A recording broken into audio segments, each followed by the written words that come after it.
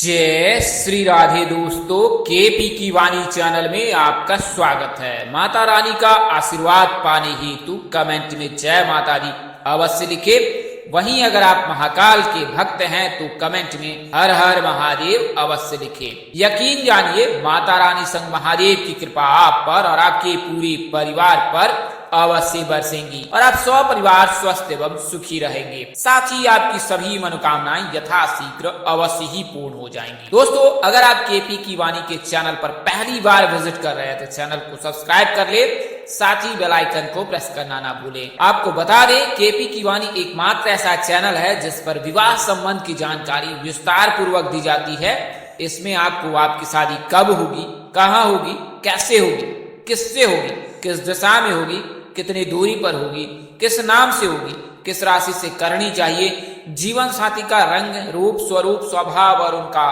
Career कैसा होगा, आपका करियर कैसा होगा।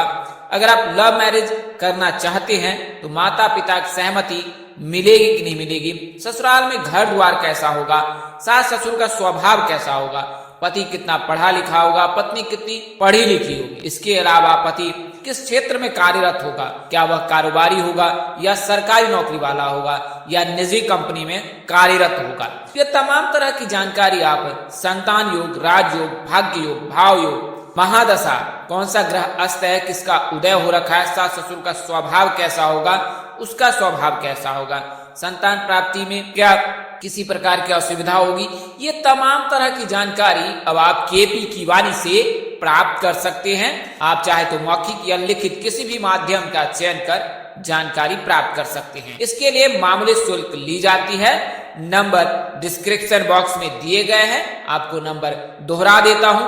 8521835670 8521835670।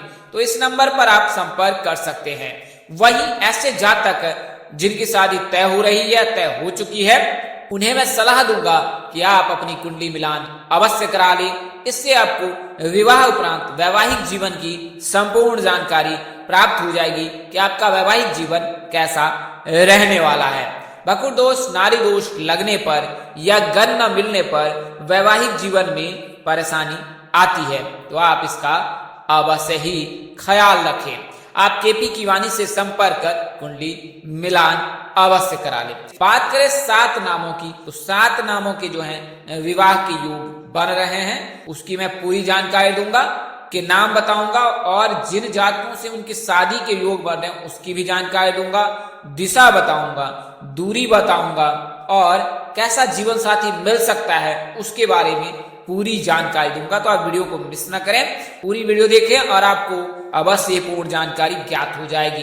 तो कुंडली में जो है 8 ग्रह मूलतः माने गए हैं। इनमें 4 शुभ ग्रह और 4 अशुभ ग्रह। कई ज्योतिष सूर्य को अशुभ ग्रह मानते हैं, लेकिन सूर्य आत्मा का कारक होता है, पिता का कारक होता है। सूर्य के मजबूत रहने से कैरियर कारोबार में बाधा नहीं आती है। इसके अलावा सूर्य ऊर्जा का एकमात्र स्रोत है। तो कुल मिलाकर अगर कहें तो सूर्य को नकारात्मक ग्रह की श्रेणी में नहीं रखा जाना चाहिए, लेकिन कई ज्योतिष इसलिए उसको नकारात्मक ग्रह में रखते हैं क्योंकि अगर वो पापी ग्रह यानी अशुभ ग्रह के साथ युति बना ले तो उसका प्रभाव बेहद ही अशुभ होता है। तो सूर्य को अशुभ ग्रह की श्रेणी में रखा जाता है। आइए अब विस्तार से जानते हैं। तो 4 ग्रह शुभ हैं, 4 ग्रह अशुभ हैं। शुभ ग्रह के रहने पर शीघ्र शादी होती है, अशुभ ग्रह के रहने पर शादी में देर होती है। तो कुंडली में अगर राहु केतु विराजमान हो विवाह भाव में, तो फिर राहु के रहने पर 27 वर्ष और केतु के रहने पर 30 वर्ष, शनि के रहने पर 30 वर्ष में विवाह के योग बनते हैं। वहीं मंगल के रहने पर 28 वर्ष के पश्चात विवाह के योग बनते हैं। लेकिन अगर शुभ ग्रह की बात करें तो बुध के रहने पर महज 20वें वर्ष से विवाह के योग बनने लगते हैं। हालांकि अगर बुध के साथ शुक्र युति बना ले तो फिर विवाह में देर होती है। गुरु के साथ अगर शुक्र युति बना ले तो फिर विवाह में देर होती है। तो इसके क्या कारण है वो मैं समझा देता हूँ। तो बुध जो है और शुक्र या बुध और गुरु दोनों के जमते नहीं। बुध जो है गुरु की जो अर्धांगिनी है, धर्म पत्नी तारा, उनकी संतान जो है बुध है, और ये जो संतान है चंद्रदेव से प्राप्त हुआ है उन्हें। वहीं शुक्र जो है दैत्यों के गुरु हैं और गुरु जो है देवताओं के गुरु हैं, तो इसकी वजह से गुरु और शुक्र की जमती नहीं है, बुध और शुक्र की जमती नहीं है, तो इस कारण से इनके बीच विवाद बना रहता है। तो बुध के रहने पर 20वें वर्ष से, गुरु के रहने पर 24 वर्ष तक शादी हो जाती है, चंद्रमा के रहने पर 25वें वर्ष से विवाह के योग बनते हैं, शुक्र के रहने पर 26वें वर्ष से विवाह के योग बनते हैं और सूर्य के रहने पर 27वें वर्ष से विवाह के योग बनते हैं। हालांकि ये केवल इकलौते ग्रह उपस्थित रहे तब, अगर किसी अशुभ ग्रह के साथ दृष्टि बना ले या शुक्र गुरु के साथ युति बना लेता है, बुध गुरु या शुक्र के साथ युति बना लेता है, तो फिर जातक के विवाह में बाधा आती है। बात करें मंगल की,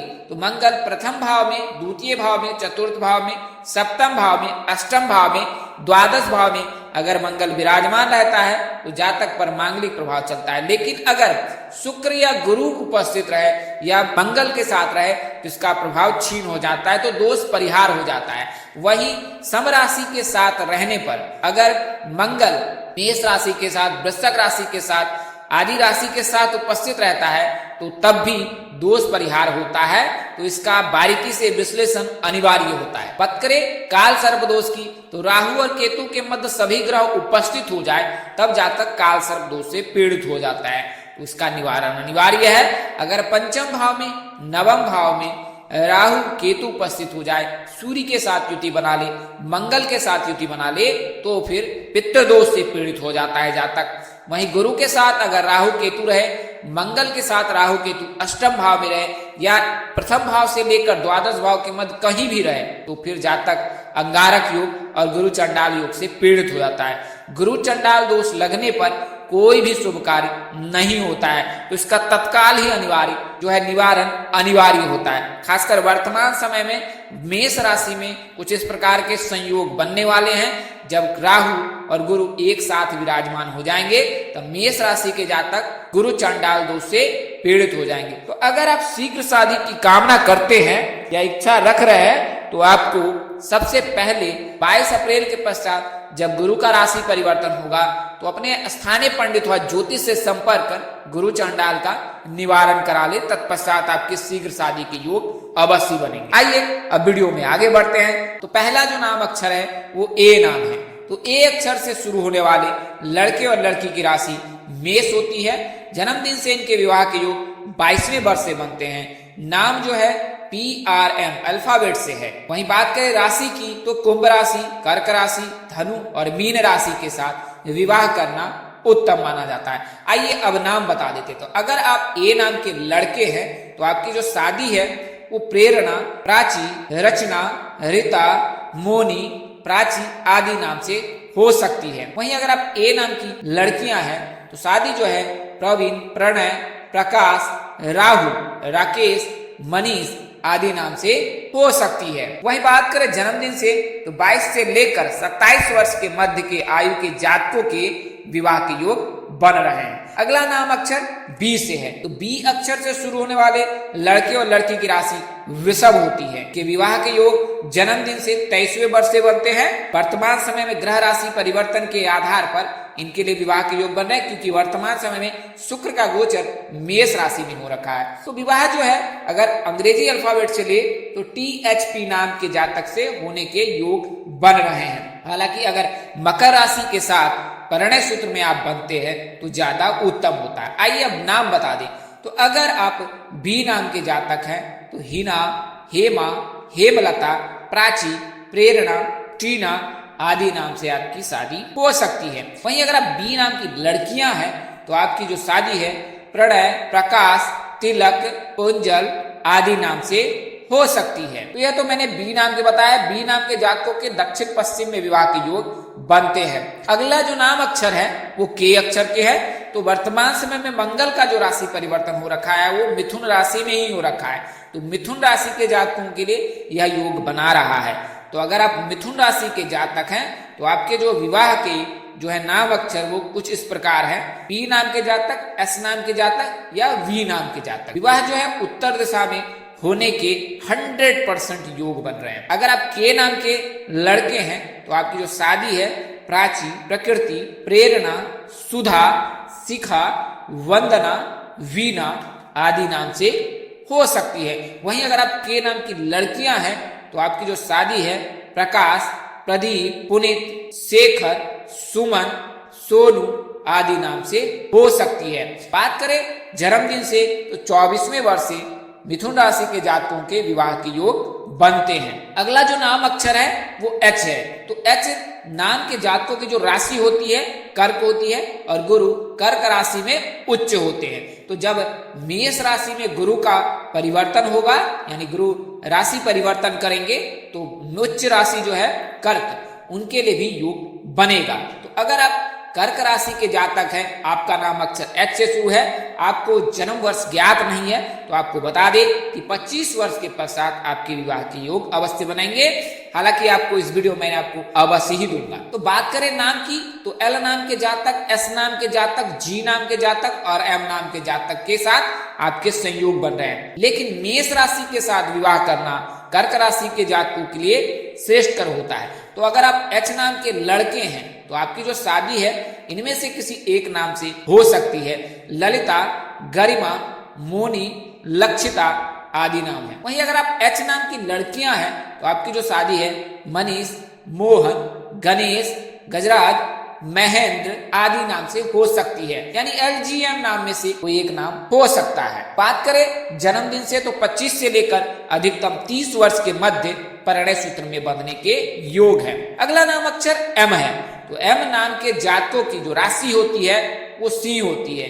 अगर जन्मदिन से देखें तो 26वें वर्ष से योग बनेंगे। बात करें ग्रह राशि परिवर्तन की तो सूर्य का जब राशि परिवर्तन होगा, वर्तमान समय में खरमास है, लेकिन जब खरमास समाप्त होगा तो उसके पश्चात सूर्य मेष राशि में प्रवेश कर जाएंगे और सिंह राशि के जो राशि स्वामी है वो भगवान सूर्यदेव हैं। तो सूर्यदेव की कृपा से 26वें वर्ष के पश्चात जो भी जातक सिंह राशि के हैं उनके लिए शुभ योग बनेगा। बात करें नाम की तो एम, के, एस, जी नाम के जातक हैं। लेकिन सिंह राशि के जातकों का मिथुन राशि के साथ विवाह करना श्रेष्ठकर होता है। बात करें नाम की तो अगर आप एम नाम के लड़के हैं तो आपकी जो शादी के योग सुधा, शिखा, कल्पना, किरण, मोनी, मोहिनी आदि नाम से योग बन रहे हैं। अगर आप एम नाम की लड़कियां हैं तो आपकी जो शादी है संजीव, कार्तिक, महेश, महेंद्र, शेखर आदि नाम से होने की प्रबल संभावना है। आइए अब वीडियो में आगे बढ़ते हैं। तो आपको मैंने जन्मदिन से बता ही दिया। आर नाम के जातक जो हैं अगले हैं। वही बात करें एम नाम के जो जन्मदिन से तो अगर आपकी कुंडली नहीं बनी हुई है तो 26 से लेकर 31 वर्ष के मध्य आप परिणय सूत्र में बन सकते हैं। अगला नाम अक्षर आर से शुरू होता है। तो आर नाम के जातकों के जो है राशि तुला होती है। जन्मदिन से 20 से लेकर 28 वर्ष और अधिकतम 32 वर्ष तक परिणय सूत्र में योग रहते हैं बनने के। बात करें गुरु का राशि परिवर्तन होगा और गुरु तुला राशि के जातकों के जीवन साथी के भाव में दृष्टि बनाएंगे, विराजमान होंगे, इससे इनके योग बनेंगे। एम नाम के जो जातक हैं उनके पूर्व दिशा में और आर नाम के जातक हैं दक्षिण और पूर्व दिशा में विवाह के योग बन रहे हैं। बात करें नाम की तो अगर आप आर नाम के लड़के हैं तो आपकी जो शादी है वो गरिमा, मोहिनी, टीना, माधुरी आदि नाम से हो सकती है। यानी मौ नाम से हो सकती है, गौ नाम से हो सकती है, सौ नाम से हो सकती है। वहीं अगर आर नाम की लड़कियां हैं तो आपकी जो शादी है मनीष, टिंकू, तिलक, महेंद्र आदि नाम से हो सकती है। अगला और अंतिम नाम अक्षर एस है। कुंभ राशि के जातक है। जन्मदिन से 22 से लेकर 29 वर्ष के मध्य कुंभ राशि के जातकों के विवाह के योग रहते हैं। वहीं बात करें नाम की तो ARP नाम से विवाह के योग बन रहेंगे। पश्चिम दिशा में शादी के योग बन रहे हैं। बात करें नाम की तो अगर आप एस नाम के लड़के हैं तो अनीसा, अनीता, आनंदी, प्राची, प्रकृति, पूजा, प्रिया, रचना, ऋचा, प्राची, प्रेरणा आदि नाम से आपकी शादी के योग बन रहे हैं। अगर आप एस नाम की लड़कियां हैं तो पवन, प्रकाश, प्रवीण, अमित, राहुल, रौनक, ऋषभ आदि नाम से विवाह के योग बन रहे हैं। तो यह तो जानकारी मैंने आपको दी है। अब मैं आपको दूरी बता देता हूं। तो अगर सप्तम भाव में चंद्र, शुक्र, गुरु है तो आसपास विवाह के योग हैं। वहीं अगर सप्तम भाव में वृष, सिंह, वृश्चिक और कुंभ राशि स्थित है तो 90 किलोमीटर के अंदर विवाह के योग है। अगर कुंडली के सप्तम भाव में मिथुन, कन्या, धनु या मीन हो तो 80 से 100 किलोमीटर, और अगर सप्तम भाव में मेष, कर्क, तुला और मकर राशि है तो अधिकतम दूरी 200 किलोमीटर हो सकती है। तो इसी जानकारी के साथ मैं आपसे विदा लेता हूं, अगले वीडियो में फिर मिलेंगे। तब तक के लिए मुझे इजाजत दें। आप जहां रहे मस्त रहे, स्वस्थ रहे, व्यस्त रहे। माता रानी की असीम कृपा पर बरसती रहे। परम पिता परमेश्वर आपको सद्बुद्धि, सत्मार्ग पर आगे बढ़ने की शक्ति दे। नमस्कार, जय श्री राम दोस्तों, जय श्री कृष्णा, जय माता दी, जय वाहिगुरु।